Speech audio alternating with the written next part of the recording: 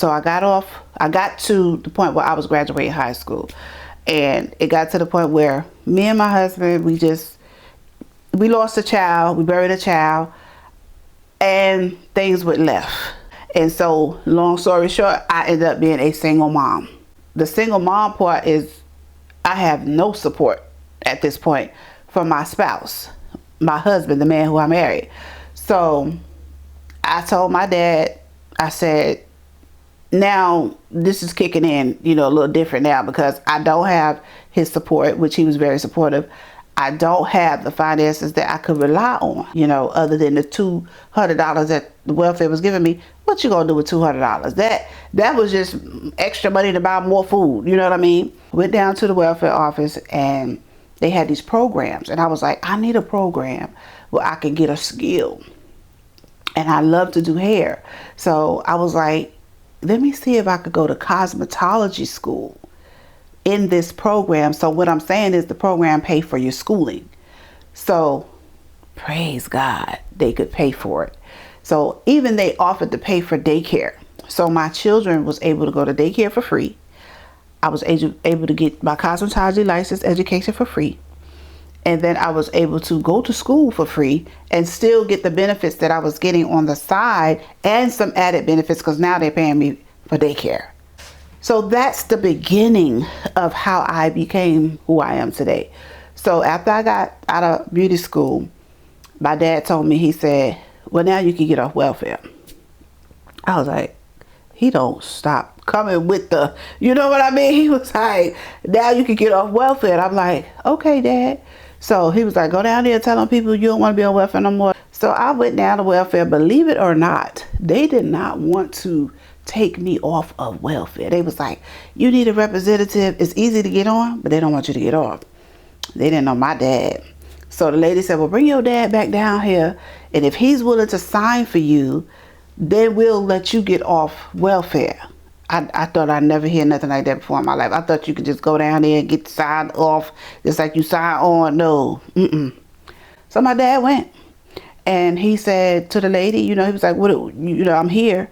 And she said, well, I need you to sign that if anything happened to your daughter and your granddaughters, you are liable, and they don't no longer belong to the state.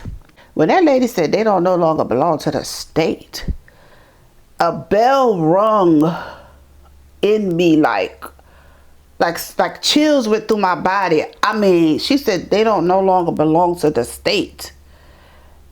And I was like, oh my God. And I was like, I'm just so glad that I'm able to be someone who's not another statistic and stay in this system. And I got out, and thank God I had the support of my father. Thank God I had the support of my mother, that they just stayed on me, and not just because of me, their grandchildren. And so when we got back to the house, my dad he seemed like he was so frustrated. I was like, what, are you happy? He was like, I'm very happy. He said, but I'm just here to tell you that me and your mom didn't need welfare for you and your sisters and your brother. We didn't need welfare. And he said, I'm so glad that you no longer need it, because we never needed it. He said, I was never on no type of nothing. And now you can see what the real world is. And he said, I think you're ready. And he said, I just need to know that you're ready. And I said, Daddy, I'm ready. And that's the beginning of the boss, Regina Miller. So you said you went to cosmetology school and you got off of welfare. Were you working in your dad's house? Where did you start doing hair? So I started off doing braids. After everything got situated, we were in South Carolina. And because my dad retired, my mom retired, and they was ready to move south. So we all, of course, was going. They wasn't going to let me go without them. They wasn't going to leave me in New York. So everything was my grandkids with them. So we got down south to South Carolina. I started doing hair in the house. I tried to work in a plant, but it didn't work for me. I'm gonna leave that right there. So I said, well, I have a skill. I can do hair. I said, I'm going to do hair in the house. And so I started braids in my mom and dad's house. It got so crazy. My dad, again, he said, okay, this is getting too much. He said, it's time for you to go out into the world. He said, you can't do the world here in my house. He said, all these people back to back. He said, you ready?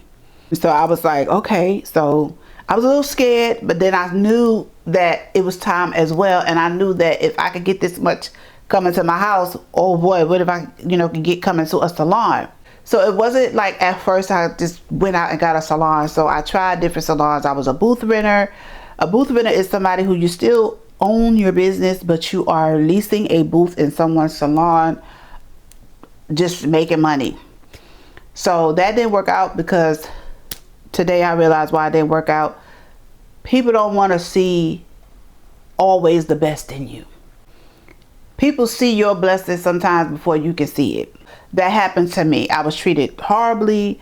I was treated with just horrible. And so I decided it's time for me to be a boss, because I want other hairstylists to have a place to go that they can feel like I wanted to feel in a booth renter situation.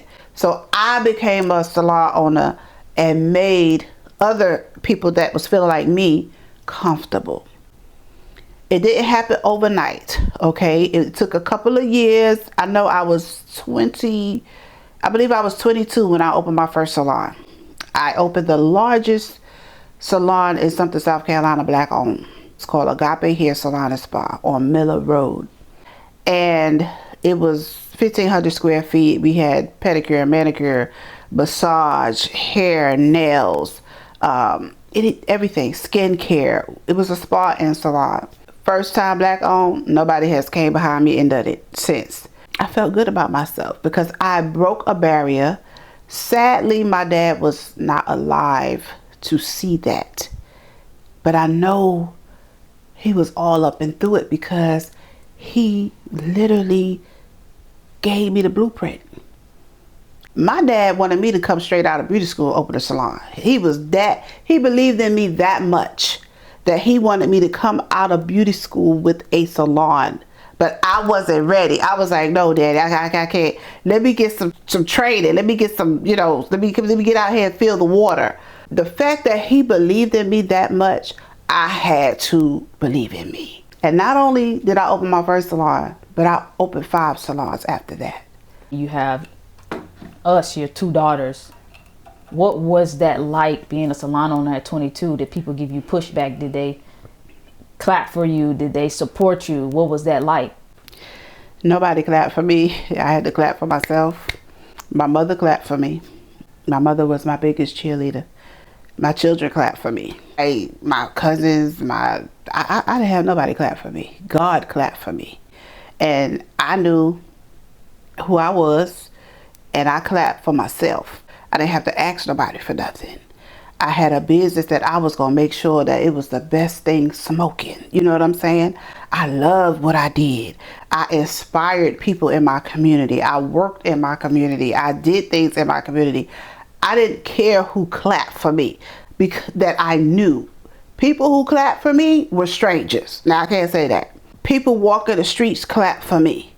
People who, didn't know me from a can of smoke clapped for me.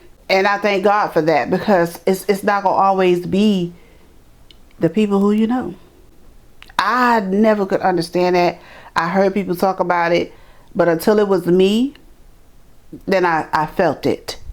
I don't know. Honestly, I don't know where my sisters was at that time. I can't even tell you anything about my siblings at that time. I guess everybody was doing their own thing. One was in Beaufort, South Carolina. One was in Charlotte, North Carolina. I mean, I guess everybody was doing their own thing. It wasn't like we was in the same town. My brother was young. He was young. So I don't really blame them for not clapping for me, but I didn't get nothing. It was crickets.